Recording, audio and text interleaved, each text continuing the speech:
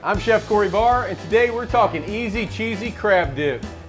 All right, everybody, this is another one of those party dishes. It's summertime. We're all getting back together. So this is a super simple dish that could be made the night before and just popped in the oven and gotten hot. So it starts with another one of my favorite ingredients. We're using Louisiana crab meat. So we're gonna add in, this is about 12 ounces. You can go a pound.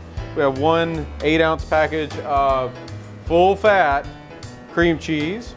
We have about half a cup of just regular sour cream, half a cup of Duke's mayonnaise. Follow along. We got a cup of grated cheddar. We have about a tablespoon of onion chopped finely, quarter cup chopped parsley.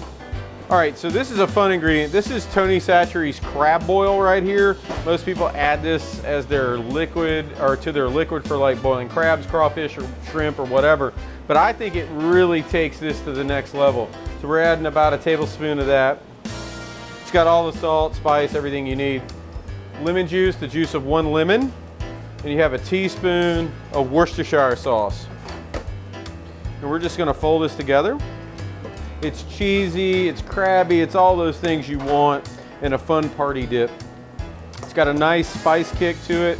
The lemon really cuts through it all. And again, like I said, make it the night before, put it in your dish, pull it out an hour before you want to bake it. So I have some nice just gratin dishes. This is gonna be so good. You can serve it with tortilla chips, toast points, French bread, however you really want. There's no bad way to serve this dish. We have some toasted breadcrumbs right here. You can use whatever you like. A little bit of Japanese breadcrumb is fine too. We're gonna just pop this in a 350-degree oven, 15 to 18 minutes until everything's warm and ooey gooey.